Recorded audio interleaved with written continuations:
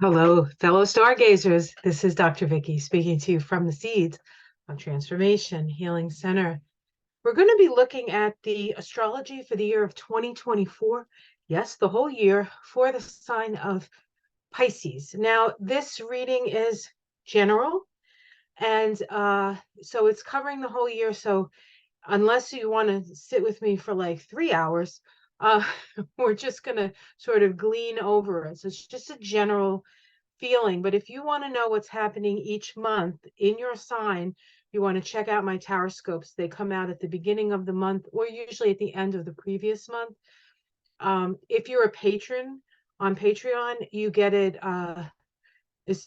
before that. So you get like first look at the tower scopes for the month. But that'll give you a little bit more of a detailed look at your sign for the particular month. And there are things I can't talk about in this general reading because we would just be here forever. So you have other things you want to do, I'm sure. And then if you want to know personally for you, especially, I would suggest if you can do it to have a personal reading with me. I do personal readings. I do hour and a half readings, a combination of astrology, numerology, and the tree of life, the Kabbalah. And most people who have them really do enjoy them and get a lot out of them. And so it was the reading that changed my life in a way, and not so much changed my direction, but enriched me in a way that I could, when the time came, change, re-navigate into something else, which has been very helpful and very fulfilling for me. So that's the story with that.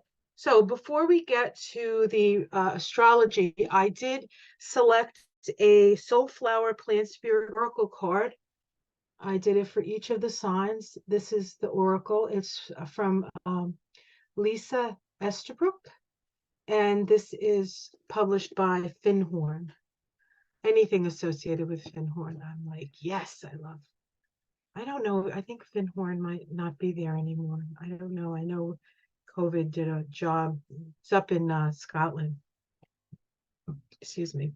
But maybe you know better than I do. Okay, so this is the this is very good for you, Pisces. Believe me. We got borage, which is a beautiful plant, and the bees love it. So if you can grow this, so if you're Pisces and you can grow this in your, and I can grow it in my garden, so this is not so clement here as it is in other places. So you can probably grow this as well, borage, and it's optimism. It says here, sweet borage encourages playfulness and spontaneity to help uplift your spirits when you are feeling disheartened and blue. Borage will help you to rise above sorrow and depression and instill fresh courage, enthusiasm, and confidence in your ability to move through life's obstacles. Very, very important to keep an optimistic point of view. Saturn is in your sign. It's been in your sign since 2023. It's going to be in your sign all year. And Saturn has a way of sort of being a bit of a wet blanket or a buzzkill because it does deal with the reality that we face. And it's good to maybe you want to have a whole like garden bed of borage this year because we're all going to need it. But we all have each other and we're going to get through this together as well. So not to worry, not to worry. So let's get into the astrology. Let me share my screen here. Let's see, where do we want to be here? All right, this is,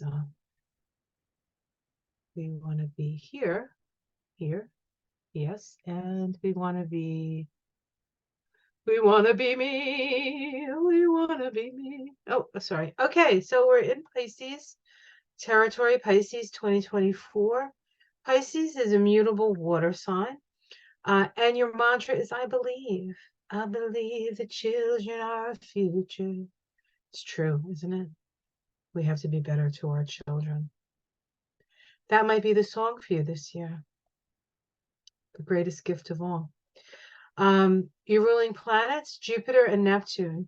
Why do you have two ruling planets? Well, before Neptune was discovered in I think it was 46. Jupiter was the ruler of Pisces. And then once they discovered Neptune, it moved into the modern rulership. But I like to look at both because Neptune is a very sort of out there nebulous energy, and Jupiter is much more grounded and applies much more to your everyday life, really, so to speak. So we'll look at that. We're going to look at everything. So let's continue. All right. We have Pisces, Pisces. So I said Saturn's in Pisces. Saturn is in your first house. Saturn is in Pisces all year. It actually goes from about 5 degrees of Pisces to 20 degrees of Pisces this year. So it moves about 15 degrees. So if you have your Pisces within that range, Saturn is there and will conjoin your Pisces planets. Now, what Saturn does is Saturn tests, and Saturn sort of brings cycles to an end and then starts a new beginning. So whatever planets you have in Pisces, it's going to feel like you're letting go, letting go, letting go, letting go, or losing, losing, losing, losing. Like it doesn't feel like things are working out for you. But when it conjoins, it starts a new journey. And in a way, it clears the decks for you. And so then when it moves on and moves further past your planets, that's when a sort of a new world opens up for you. So don't lose hope, or don't lose. That's why we need borage. We need the optimism, because there is a brighter day. It's just that this is a natural process of having to sort of release stuff before you can move forward.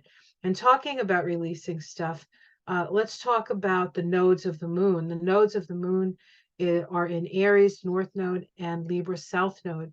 The South Node is the area where we need to let go, and your South Node sits in your 8th house. The 8th house can be relationships where we feel very enmeshed, right? Emotionally enmeshed. The 8th house is relating on an emotional level. And so there are things about Libra in that house which can cause you to undo yourself in an effort to stay within a relationship that may or may not be healthy for you. So with the South Node in that place, you're really being asked to let go of those. And then we have the eclipses that happen at the node. So we know that we have a full moon lunar eclipse in Libra that happens on the 25th of March. And then we have a new moon solar eclipse that happens October 2nd. So the first one I spoke of, that full moon is part of the North Node eclipse season, and the new moon is part of the South Node eclipse season.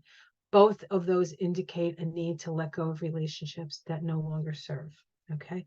Then we have the new moon that occurs at the North Node eclipse, which is a new moon in the sign of Aries. It is a solar eclipse. It is a total solar eclipse, and that solar eclipse is actually going to go across America. It's going to go from Maine to, I think, Texas. And we had the one in 2017 that went from Oregon to the Carolinas. So there is a point in the middle, well, not really middle, sort of like middle to the right, if you're looking at the map, right around Southern Illinois, Tennessee, Kentucky, Arkansas, that area there, where the cross comes together. And we will see how that affects the US actually as we move forward. Less personal, really, and more cultural, political, and larger picture. Okay. But that new moon in Aquarius, in Aries, in that second house, says how it's about moving forward with a new sense of courage and a willingness to appreciate and love yourself. Second house is your self-worth, your self-esteem. It's about letting go of those things that erode your self-esteem, and having the courage to be yourself, and to stand up and to be your authentic self. It's okay that you're sensitive. You're a Pisces, you're sensitive. It's okay that you're compassionate. It's not a weakness. It's probably the greatest gift that Pisces offers. But we have to make sure as a Pisces not to undo yourself in the process of offering the compassion that this world so desperately needs. The North Node in 2025 is going to be moving into your sign. And so the whole world is going to have to follow the lead of Pisces at that time. And I think we'll be in good stead for that, honestly. All right, let's talk about Mercury, because Mercury is retrograde 3 times this year. It's retrograde 3 to 4 times a year, every year. So it's not like, oh no, Mercury retrograde. It's part of the natural cycle. What's unique about this Mercury retrograde is mostly retrograde in the fire signs. And so we're rethinking, reevaluating our fire energy, which is our intuition, our creativity, our beliefs. All of that is up for review, so to speak. So let's go one by one. The first Mercury retrograde, well, actually Mercury is retrograde on the first day of the year, 2024, but then it goes direct, either on the first or the second, depending on where you live. So we're not going to include that. But we will talk about the 3 that are spent, the time within the year. The first one is a Mercury retrograde in the sign of Aries. That's going to happen on, can't make it up, April Fool's Day. It starts and it ends on, I think, the 25th. Is that right? Yes, the 25th. So it goes from April 1st to April 25th.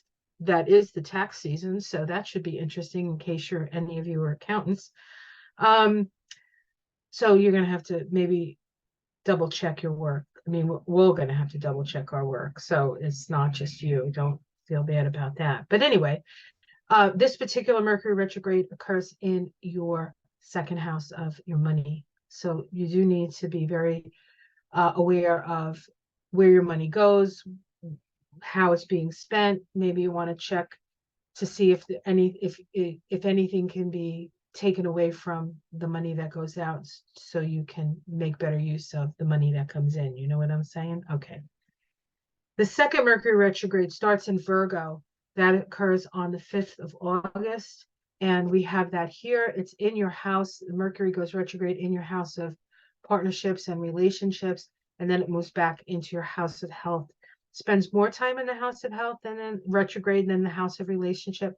So you want to, of course, look at your relationships in a very practical way, Virgo.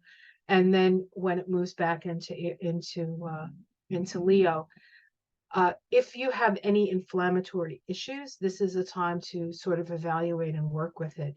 You might have to change your diet. A lot of the food that we eat is inflammatory to things like our joints and such. So just be aware of that. And you're very, very sensitive anyway. So even if you don't have an issue, if somebody who happens to be sitting next to you on the bus has an issue, you might feel it. Another thing to remember when you're empathic or sensitive like this is if you have a pain, to ask if it's yours. So say you go into the grocery store and all of a sudden you start getting a headache and you're like, oh damn, I gotta get this grocery store. Oh, my head's killing me.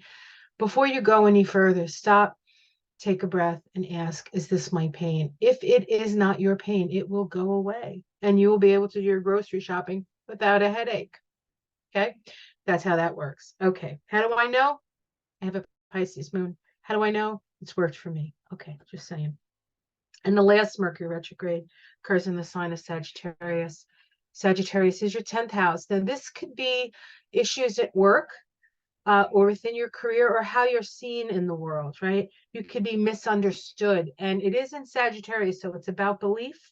So you could be misunderstood for your beliefs. You might have to figure out a better way of saying stuff to people that'll be more amenable to them. This occurs from the 26th of November to December 14th. So Thanksgiving, the weeks before the holidays, always a stressful time anyway. Just take it easy on that. And if people don't understand what you're saying, it's fine. They'll eventually get it. As I said, the notes are going to go into Pisces in 2025, and they're all going to be running to you to say, what did you say back in December of 2024? All right. Anyway, That's from 22 to 7. Did I say that? 22 degrees Sag to 7 degrees of Sag. Um, so those are the Mercury retrogrades. So as far as big planets, Jupiter, which is, as we know, a co-ruler or a ruler of your sign, moves from Taurus into Gemini. That occurs on the 25th of May. And Jupiter in Taurus has actually been easier for you, and it's just an easier energy for you to work with because it's earth and your water and it blends. When it moves into Gemini, it's going to be squaring your Pisces planets. The square to your Pisces planets is a first quarter crisis in action square. So it's going to require you to take actions in order to escape the ghosts of the past and to build the foundations for your new realizations. And it's most likely going to be around relationships because that really is the theme of the year for all of us, because the South Node is in Libra and the North Node is in Aries, but especially for you because of where it falls in your chart. And so Gemini, through that fourth house, conversations with family. Maybe we need to have some conversations with family. Maybe some of these enmeshed relationships that I speak of are relationships with family, and it's time for you to sort of stand your ground and maybe put a new set of boundaries up around those things. Okay. I talked about Saturn, right, in your first house. Neptune, of course, is in Pisces, been there since 2011, doesn't move out until 2026. It just doubles down on your Pisces energy. And now with Saturn here, we're triple down on the Pisces energy. So you're just, and it's like now with Neptune and Pisces, like almost everybody is on this, in a little bit on the same page as you. So all the things that you felt over all these years and all this sensitivity that you have had and other people didn't, now with Neptune and Pisces, the rest of the world is getting a taste of what it's like to be a Pisces. And hopefully that'll bring more understanding to the world and for you as well. All right. Uranus is in Taurus all year. Of course, it's in Taurus for 7 years. And let's see, do I have a, I don't think I wrote down what degrees it's in. Uranus, I think, is in Taurus. It starts around 20 degrees and takes 7 years. Maybe it goes 5 or 6 degrees this year. I don't know. I can't speak to it. But if you check out the taroscopes, I'll talk about that as the months go along. You'll find out where Uranus is. But it doesn't matter for you guys. Well, it does matter. But in your case, it's in your third house of the lower mind. And so your lower mind, your logical mind, is getting activated by the higher mind. So it's like one realization after another, after another, after another. There could also be some disruption in your neighborhood. There might be some unexpected explosions, like not necessarily literal, although it could be, or you could be in like an earthquake zone and you could, like, things could be shaken. So just be aware that your immediate environment has Uranus in it, and there's going to be unexpected things happening right outside your front door. Okay. Mars. Let's talk about Mars, and then we'll get to Pluto. Well, let's talk about Venus. Sorry, Venus, the planet that's exalted in your sign. Venus does not have a retrograde station this year. So last year we had Venus retrograde in your house of health. So that might have been very challenging for you. But the ultimate lesson in that is to learn that you have to love yourself in order to be healthy. Okay. So but this year Venus isn't retrograde. She goes through all the signs, and so she's just going to be going on her way, doing her Venus thing, relationships, values, money, stuff like that. Okay. And if anything specific happens with Venus, you'll hear about it in the taroscopes. Now let's talk about, oh, Mars. Mars starts the year at 27 degrees of Sag, moves all the way to 7 degrees, 7 degrees of Leo, and it goes retrograde. But it goes retrograde in December 6th of 2024. So we won't really feel that Mars energy sort of stopping and slowing down till the end of the year. So I'm not going to really talk about it because there's a lot of year between now and then. Did I talk about? Oh, I'm going to talk about Pluto now. So Pluto starts the year in Capricorn. Of course, Pluto's been in Capricorn since 2008, except for a period of time last year when it was in Aquarius, right?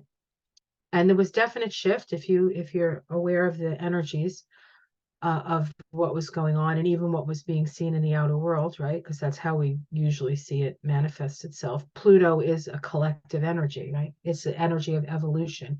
It's asking us to move in a certain direction.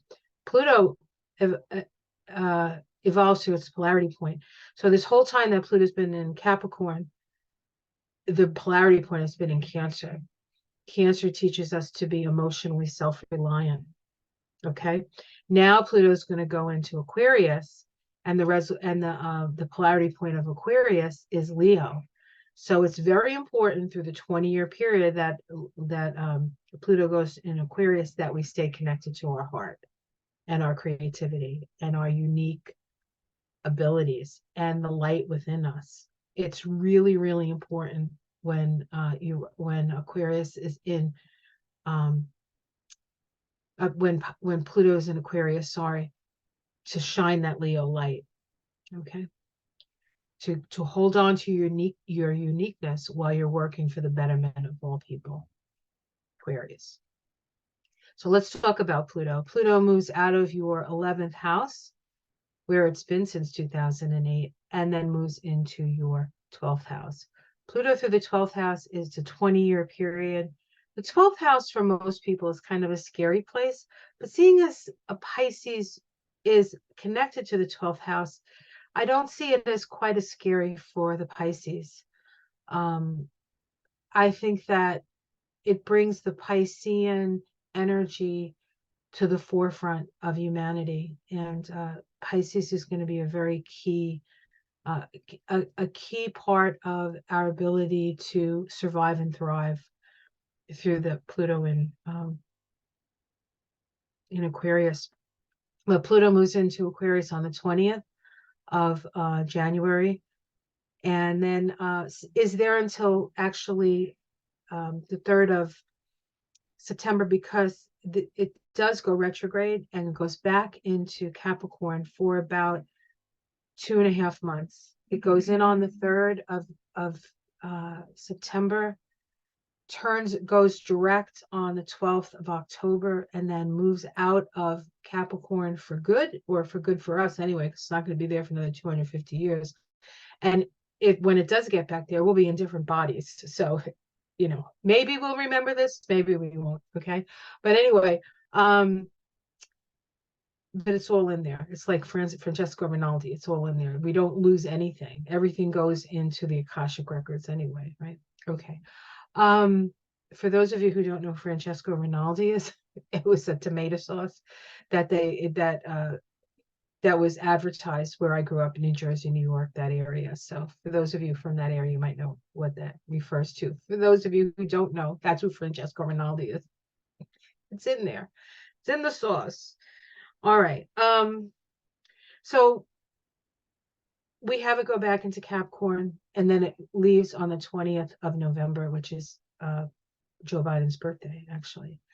And so it leaves and it goes into Aquarius for the next 20 years. So that's the story. That's what's going on with the astrology for the year. All right, let me get out of this share. Oops. Let's try again. All right. Well, so that's what's going on. Like I said, if you want to know what goes on every month, check out my Taroscopes. If you want a reading with me, there's a link below for that. I do hour and hour and a half readings. If it's your first time, I prefer the extra time if we could have it. but that will be depending on your budget and the like. I do try to keep the readings relatively, and I say relatively, um, affordable. So you can check that out on my website. Until the next time I see you, maybe next year, maybe next month, maybe tomorrow, if you want to walk my garden with the stars as I ponder the stars. Please do join us. Otherwise, have a wonderful year, and I will see you again soon, hopefully. Namaste.